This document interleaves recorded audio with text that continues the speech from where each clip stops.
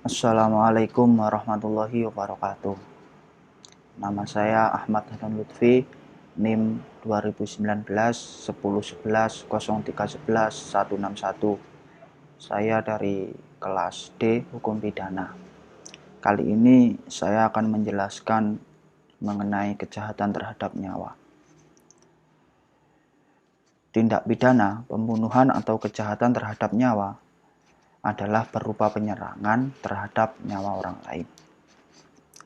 Dan untuk menghilangkan nyawa orang lain itu seorang pelaku harus melakukan sesuatu atau suatu rangkaian tindakan yang berakibat dengan meninggalnya orang lain. Kejahatan terhadap nyawa dalam KUHP dibedakan atau dikelompokkan dengan atas dua dasar, yaitu satu, atas dasar unsur kesalahan, yang kedua yaitu atas dasar objeknya yaitu nyawa. Atas dasar kesalahan ada dua kelompok kejahatan terhadap nyawa, ialah kejahatan terhadap nyawa yang dilakukan dengan sengaja, yang kedua kejahatan yang dilakukan karena kelalaian. Kejahatan terhadap nyawa pada umumnya dimuat di dalam pasal KUHP, yaitu pasal 338, 339, 340, 344, 345. Sedangkan kejahatan terhadap nyawa bayi pada saat atau tidak lama setelah dilahirkan itu dimuat dalam pasal KUHP, yaitu pasal 341, 342, 343. Yang terakhir yaitu kejahatan terhadap nyawa bayi yang masih ada dalam kandungan ibu, dimuat dalam pasal KUHP, yaitu pasal 346, 377, 348, dan 349. Dilihat dari segi kesengajaan, maka tindak pidana terhadap nyawa itu terdiri atas 5, yaitu yang pertama dilakukan dengan sengaja, yang kedua dilakukan dengan sengaja disertai kejahatan berat, yang ketiga dilakukan dengan direncanakan lebih dahulu. Atas keinginan yang jelas dari yang dibunuh, menganjurkan atau membantu orang untuk bunuh diri. Pembunuhan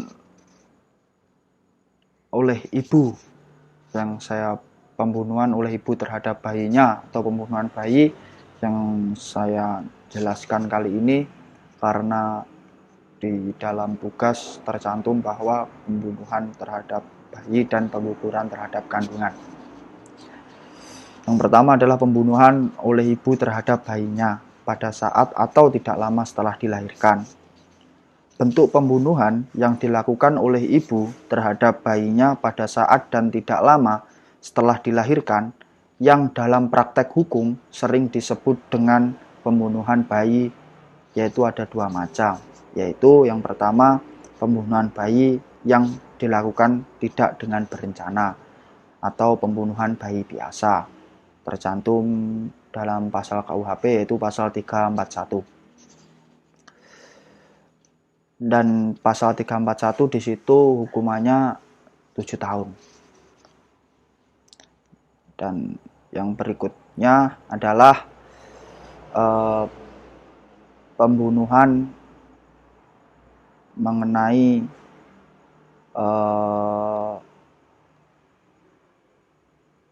pengguguran dan pembunuhan kandungan.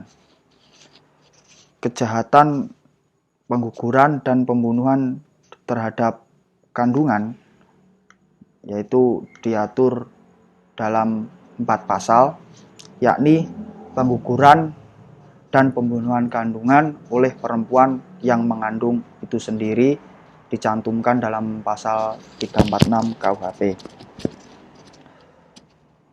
Unsur-unsur dari rumusan tersebut yaitu ada unsur objektif dan unsur subjektif dan unsur objektif. Unsur objektif yaitu petindak seorang ibu, yang kedua perbuatan. Perbuatan itu menggugurkan, mematikan, menyuruh orang lain menggugurkan, dan menyuruh orang lain mematikan. Objeknya adalah kandungnya sendiri. Unsur subjektif dengan sengaja, yaitu pengguguran dan pembunuhan tanpa persetujuan perempuan yang mengandung. Itu tercantum pada pasal 347 KUHP dengan hukuman 12 tahun. Yang berikutnya adalah unsur dari rumusan tadi, yaitu perbuatan menggugurkan dan mematikan. Objeknya kandungan seorang perempuan tanpa persetujuan perempuan itu, yaitu masuk unsur objektif. Unsur subjektifnya dengan sengaja. Kini, diketahui adanya persamaan dan perbedaan antara ketentuan dalam pasal 346 KUHP dengan pasal 347, yaitu persamaannya ialah: satu, pada kedua perbuatan, yakni menggugurkan dan mematikan. Dua, objeknya yakni kandungan seorang perempuan. Dan perbedaannya ialah dalam pasal 346 KUHP terdapat perbuatan yang menyuruh orang lain. Menggugurkan dengan menyuruh orang lain, mematikan yang tidak ada dalam pasal 347 KUHP. Pada pasal 347 KUHP ada unsur tanpa persetujuan, yaitu unsur tanpa persetujuan itu perempuan yang mengandung. Petindak dalam pasal 346 adalah perempuan yang mengandung, sedang petindak menurut pasal 347 KUHP adalah orang lain, bukan perempuan yang mengandung. Berikutnya yaitu contoh kasus pembunuhan terhadap bayi. Contoh kasus pembunuhan terhadap bayi sering marak dilakukan karena kebanyakan yang terjadi adalah ibu mengandung di luar pernikahan. Dan di situ marak pula pengguguran dalam kandungan atau bayi setelah lahir digugurkan. Berikut terdapat berita pembunuhan, yaitu di daerah Bogor, yaitu wanita Bogor buang bayinya di selokan. Jadi bayinya dibunuh dan dibuang di selokan. Itu melakukan aksinya itu pada tanggal 9 bulan 11 2020. Dan kasus itu juga bayi hasil hubungan gelap tersebut dilahirkan di dalam kamar mandi seorang diri remaja 18 tahun yang malu dengan kelahiran hasil hubungan gelap tersebut, kemudian mencekik darah dagingnya sendiri hingga tewas lalu dibuang di selokan. Dan pelaku tersebut dikenakan pasal 340 KUHP, yaitu pembunuhan berencana, dan pasal 80 ayat 3 Undang-Undang Nomor 35 Tahun 2014 tentang perubahan atas Undang-Undang Nomor 23 Tahun 2002 tentang perlindungan anak dengan ancaman penjara di atas 7 tahun. Dan kebanyakan ya itu tadi pelaku terhadap pembunuhan terhadap bayi yang sering marak, yaitu hubungan gelap. Sekian penjelasan kejahatan terhadap nyawa dari saya, kurang lebihnya mohon maaf. Wassalamualaikum warahmatullahi wabarakatuh. Selanjutnya adalah kelompok saya, yaitu Fahri Jihadi. Assalamualaikum warahmatullahi wabarakatuh. Nama saya Fahri Jihadi Arsyad Alhaq Mubarak, NIM 2019 10 11 03 11112. Kelas Hukum Pidana kelas D. Kali ini saya akan menjelaskan mengenai kejahatan terhadap tubuh. Kejahatan terhadap tubuh, yakni kejahatan terhadap tubuh atau bisa dikenal dengan penganiayaan. Tindakan penganiayaan merupakan salah satu kejahatan yang sulit hilang di dalam kehidupan bermasyarakat. Sebagai tindakan penganiayaan yang sering terjadi seperti pemukulan dan kekerasan fisik, seringkali mengakibatkan luka pada bagian tubuh atau anggota tubuh korban. Bahkan, tidak jarang membuat korban cacat fisik seumur hidup termasuk kematian. Selain itu, tindakan penganiayaan juga tidak jarang menimbulkan efek atau dampak psikis pada si korban seperti trauma, ketakutan, ancaman, bahkan terkadang korban penganiayaan mengalami gangguan jiwa dan mental.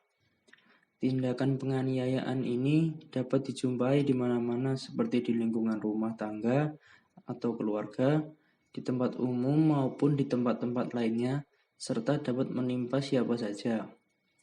Hal tersebut dapat terjadi diduga terkait dengan berbagai faktor seperti pengaruh pergaulan dan kenakalan, premanisme, kecemburuan sosial, tekanan, dan kesenjangan ekonomi, ketidakharmonisan dalam hubungan rumah tangga atau dengan orang lain, persaingan, konflik kepentingan, dan lainnya.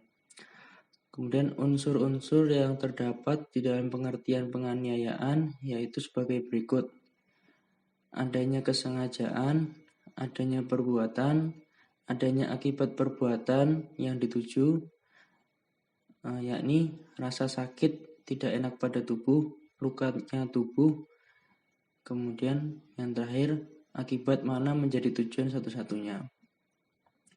Kejahatan terhadap tubuh ini sendiri adalah kejahatan yang dilakukan terhadap tubuh manusia dalam segala perbuatannya sehingga menjadi luka atau rasa sakit pada tubuh, bahkan sampai menimbulkan kematian. Bila dilihat dari unsur kesalahannya dan kesengajaannya, diberikan kualifikasi sebagai penganiayaan atau biasa disebut dengan mishandling, dimuat dalam bab 20 buku 2 pasal 354 sampai dengan pasal 358. Namun yang menjadi rumusan pokok dari kejahatan terhadap tubuh tersebut terdapat pada pasal 351 ayat 1 sampai dengan 5. Kejahatan terhadap tubuh yang dilakukan dengan sengaja dalam Kitab Undang-Undang Hukum Pidana dibedakan dalam 6 macam, yakni ada penganiayaan biasa, pasal 351 Kitab Undang-Undang Hukum Pidana, dengan rumusan sebagai berikut. Penganiayaan dipidana dengan pidana paling lama 2 tahun 8 bulan. Yang kedua, jika perbuatan itu menyebabkan luka berat, yang bersalah dipidana dengan pidana penjara paling lama 5 tahun. Jika mengakibatkan kematian, pidana dengan pidana penjara paling lama 7 tahun. Dengan penganiayaan disamakan sengaja merusak kesehatan. Yang terakhir, percobaan untuk melakukan kejahatan ini tidak dipidana. Kemudian adalah penganiayaan ringan, pasal 352 Kitab Undang-Undang Hukum Pidana, dengan rumusannya sebagai berikut. Yang pertama, kecuali yang tersebut dalam pasal 352 dan 356, maka penganiayaan yang tidak menimbulkan penyakit atau halangan untuk menjalankan pekerjaan, jabatan, atau pencarian dipidana sebagai penganiayaan ringan, dengan dipidana penjara paling lama 3 bulan. Pidana dapat ditambah sepertiga bagi orang yang melakukan kejahatan itu terhadap orang yang bekerja padanya atau menjadi bawahannya. Kemudian percobaan untuk melakukan kejahatan ini tidak dipidana. Kemudian jenis penganiayaan selanjutnya adalah penganiayaan berencana. Pasal 353 Kitab Undang-Undang Hukum Pidana dengan dirumuskan sebagai berikut. penganiayaan dengan rencana lebih dulu dipidana dengan pidana penjara paling lama 4 tahun. Jika perbuatan itu menimbulkan luka berat, yang bersalah dipidana dengan pidana penjara paling lama 7 tahun.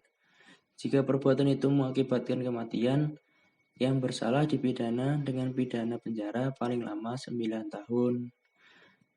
Kemudian jenis penganiayaan selanjutnya adalah penganiayaan berat pada pasal 354 Kitab Undang-Undang Hukum Pidana dengan rumusan sebagai berikut. Yang pertama, barang siapa sengaja melukai orang lain dipidana karena melakukan penganiayaan berat dengan pidana penjara paling lama 8 tahun. Jika perbuatan itu mengakibatkan kematian, yang bersalah dipidana dengan pidana penjara paling lama 10 tahun. Penganiayaan selanjutnya adalah penganiayaan berat berencana, pasal 355 Kitab Undang-Undang Hukum Pidana. Penganiayaan ini penganiayaan dengan cara dan terhadap orang-orang yang berkualitas tertentu yang memberatkan. Pasal 356 Kitab Undang-Undang Hukum Pidana yang menyatakan pidana yang ditentukan dalam pasal 351, kemudian 353, 354, dan 355 dapat ditambah dengan sepertiga. Yang pertama, bagi yang melakukan kejahatan itu terhadap ibunya, bapaknya, menurut undang-undang istrinya, atau anaknya. Jika kejahatan dilakukan terhadap seorang pejabat ketika atau karena menjalankan tugasnya yang sah. Yang terakhir, jika kejahatan dilakukan dengan memberikan bahan berbahaya bagi nyawa atau kesehatan untuk dimakan atau diminum. Apabila kita cermati, maka pada pasal 356 Kitab Undang-Undang Hukum Pidana merupakan pasal atau ketentuan yang memberat berbagai penganiayaan. Berdasarkan pasal 356 Kitab Undang-Undang Hukum Pidana, terdapat dua hal yang memberatkan berbagai penganiayaan, yaitu yang pertama kualitas korban, yaitu apabila korban penganiayaan tersebut berkualitas sebagai ibu, bapak, istri, anak, serta pegawai negeri yang ketika atau karena menjalankan tugasnya yang sah. Yang kedua, cara atau modus penganiayaan tersebut, yaitu dalam hal penganiayaan dilakukannya dengan cara memberi bahan atau dimakan atau untuk diminum. Contoh kasus untuk kejahatan terhadap tubuh, yakni pada kasus penyiraman air keras kepada korban Bapak Novel Baswedan selaku anggota KPK, disiram oleh sejumlah oknum yang tidak diketahui saat itu, dan proses pencarian atau penyelesaiannya yang begitu rumit. Dalam KUHP, penyiraman air keras pada seorang masuk kategori penganiayaan yang diatur di bab 20 tentang kejahatan terhadap tubuh. Namun perumusan penganiayaan tidak didefinisikan dalam KUHP. Di KUHP ada beberapa tingkatan penganiayaan yang termuat di pasal 351 hingga 358. Diketahui pada lanjutan persidangan Bapak Novel Baswedan, jaksa membacakan tuntutan pada dua terdakwa yang sudah menjadi terdakwa, yakni keduanya dijerat dengan pasal 355 ayat 1 KUHP junto pasal 35 ayat 2 KUHP junto pasal 351 ayat 2 KUHP. Pasal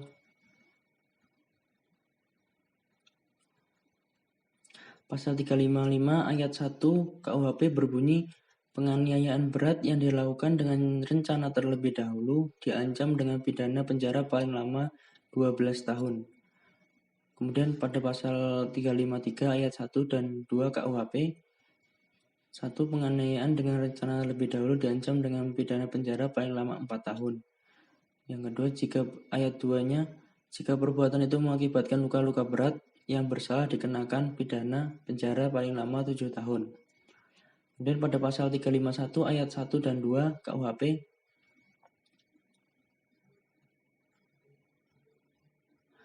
yang pertama, penganiayaan diancam dengan pidana penjara paling lama 2 tahun 8 bulan atau pidana denda paling banyak Rp4.500. Yang kedua, jika perbuatan mengakibatkan luka-luka berat, yang bersalah diancam dengan pidana penjara paling lama 5 tahun. Meski di KUHP penganiayaan berat bisa diancam maksimal 12 tahun, jaksa menuntut terdakwa hanya 1 tahun penjara. Hal ini lalu menuai kritik dan banyak dari para pihak. Sekian dari saya. Wassalamualaikum warahmatullahi wabarakatuh.